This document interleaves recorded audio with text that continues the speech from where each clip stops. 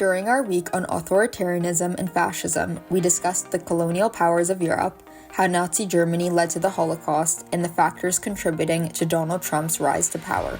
In the early 1900s, colonial powers in Africa began adopting authoritarian tactics that laid the groundwork for fascism. European colonizers suppressed freedom of speech, used violence to control workers, and expanded their territories through settler colonialism.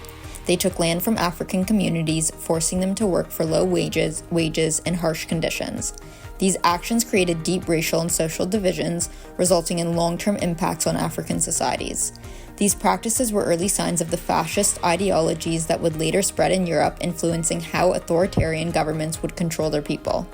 Nazi Germany under Adolf Hitler was a brutal example of fascism in action. From 1933 to 1945, the Nazis centralized power, silenced opposition, and pushed for extreme nationalism. They invaded other countries, leading to World War II. The Nazis orchestrated the Holocaust, a genocide in which 6 million Jews were systematically murdered through mass shootings, gas chambers, and inhumane living conditions. Romani people and others deemed undesirable were also brutally murdered. Domestically, they stripped away rights, promoted racial purity, and established a totalitarian state, creating a terrifying model of control that had global consequences. Donald Trump's rise to power in 2016 marked a shift in U.S. politics with a populist authoritarian approach. His leadership was defined by inflammatory rhetoric, divisive policies, and a disregard for established norms. Trump's actions challenged democratic institutions, particularly with his response to the 2020 election results and the storming of the Capitol in January 2021. Although he lost the 2020 election, his re-election in 2024 reflects ongoing political and ideological shifts that mirror authoritarian trends worldwide. During our week on democracy, we discussed the Great Law of Peace, ancient Greece, and the Civil Rights Movement. In 12th century Turtle Island, the Great Law of Peace was created to unite 5 long warring tribes. The established rules were entwined with traditional mythology and symbolism to promote understanding amongst the Haudenosaunee people. In this framework, they relied on matriarchal consensus, where clan mothers selected potential leaders who were then evaluated by a council of chiefs. This took the politics out of elections by emphasizing unity and cooperation. While the Great Law of Peace was perhaps the greatest and oldest example of participatory democracy, 4th century ancient Greece is credited for developing a system of popular rule that they termed democracy, which translates from Greek as power of the people. The Athenian model had a form of democracy in which the people themselves met to discuss government decisions and implement policy. The people consisted of 50,000 males, excluding women, slaves, and children from political participation. While modern democratic systems are more indirect, the Athenian framework formed a foundation for civic engagement, democratic rights and freedoms, written constitution, and the rule of law. The Civil Rights Movement was a pivotal force in reshaping democracy by challenging racial segregation. Through peaceful protests and grassroots activism, the movement led to significant legislative changes, most notably the Civil Rights Act of 1964 and the Voting Rights Act of 1965. Which outlawed discrimination in public places and ensured voting rights for all citizens. These reforms expanded civil liberties and promoted the idea of equality and inclusion as essential values within a democratic society. During our week on capitalism, we explored its evolution from the enclosure movement in the 16th to 19th centuries through the Industrial Revolution to the rise of neoliberalism and globalization in the 20th century. From the 16th to the 19th century, the enclosure movement occurred in England, where common lands were privatized, forcing poor peasants to work for wages or move to cities. Previously, rural communities used the land for farming and grazing, but wealthy landowners began fencing off the land for themselves. This pushed many poor families into the cities where they had to work in factories under difficult conditions. This process helped fuel the rise of industrial capitalism, creating a working class dependent on wages rather than land for survival. The Industrial Revolution between the 18th and 19th centuries transformed economies around the world. Factories began mass-producing goods, creating jobs, but also exploiting workers. While new inventions improved productivity, workers, especially in cities, faced long hours, low pay, and dangerous conditions. This period marked the rise of modern capitalism, where profits were prioritized over workers' rights. It led to economic growth, but also highlighted deep inequalities, with wealthy business owners benefiting while workers struggled to survive.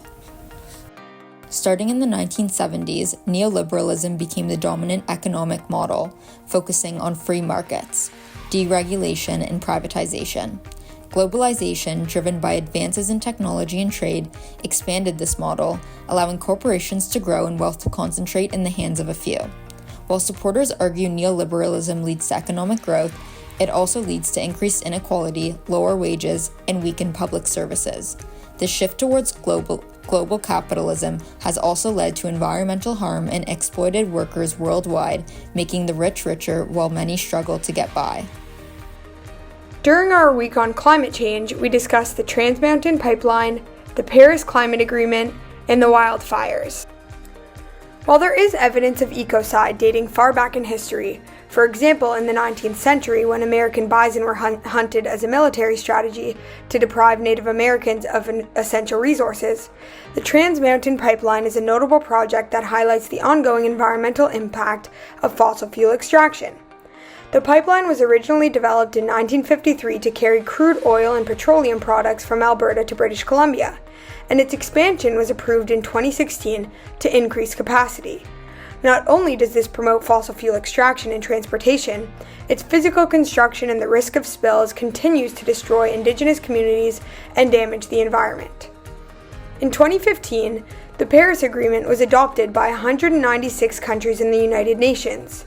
It is an international accord that upholds commitments from all countries to reduce emissions, limit global warming to 1.5 degrees Celsius above pre-industrial levels, and work together to combat climate change.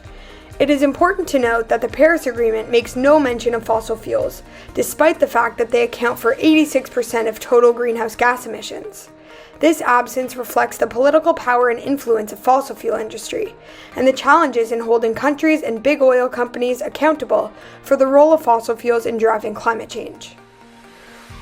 Wildfires such as the 2016 Fort McMurray fires in Canada and the frequent fires in Los Angeles, California, highlight the growing intensity and frequency of extreme weather events as a result of climate change. These fires not only cause devastating destruction to communities, ecosystems, and wildlife, but also serve as stark reminders of the urgent need for climate action. During our week on colonialism, we examined key events in Canadian history, from the 1876 Indian Act in the residential school system to the ongoing Wet'suwet'en pipeline resistance. The Indian Act, passed in 1876, was a Canadian law that controlled the lives of Indigenous peoples, forcing them to live on reserves and restricting their rights. The government used this law to suppress Indigenous cultures and impose European values. The Act created a system of control that undermined Indigenous governance and took away their land. It was an important tool in the Canadian government's attempts to assimilate Indigenous peoples and erase their cultures, and continues to affect Indigenous communities today. The residential school system in Canada operated from the 1870s until 1996 and was designed to strip Indigenous children of their cultural identities. Children were taken from their families and forced into schools where they were forbidden to speak their native languages or practice their traditions. The schools were often harsh, with many children facing physical, emotional, and sexual abuse. The system caused immense trauma that still affects Indigenous communities, and its legacy of cultural genocide is a dark chapter in Canada's history. The Wet'suwet'en pipeline resistance is a fight for land rights and environmental protection in Canada. In the 2010s, the Wet'suwet'en Nation opposed the construction of the Coastal GasLink pipeline, which would run through their unceded land in BC.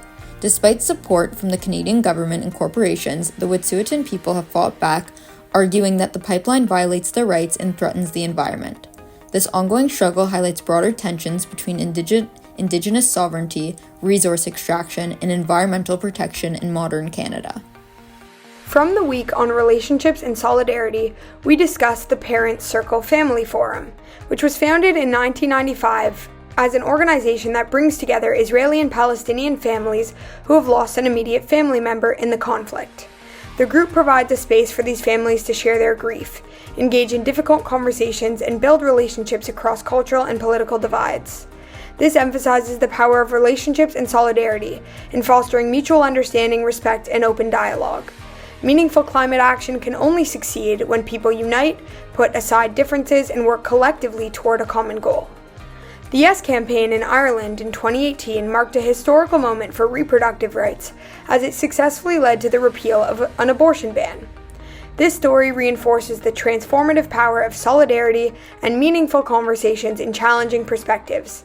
Similarly, in the fight for climate action, collective effort and open dialogue are crucial to driving lasting change. During our week on strategies and activism, we explored the impact of strikes such as the 2022 CUPE and 2025 PSAC actions, alongside the rise of social media organizing exemplified by movements like Black Lives Matter. In 2022, CUPE went on strike to advocate for better wages, staffing levels, and improved working conditions for education support workers, including educational assistants and custodians. They secured a 15.2% wage increase over 4 years. In 2025, PSAC Local 901 went on strike, with workers demanding fairer wages and better conditions. These strikes highlight the ongoing struggle for workers' rights in Canada's public sector. Since around 2013, social media has become a powerful tool for organizing social justice movements like Black Lives Matter.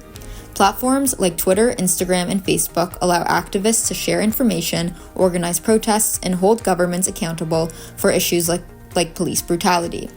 Social media organizing has made activism more accessible, giving people a platform to amplify their voices and reach a global audience. The rise of digital activism has also made it easier to mobilize communities and raise awareness about critical issues that might otherwise be ignored.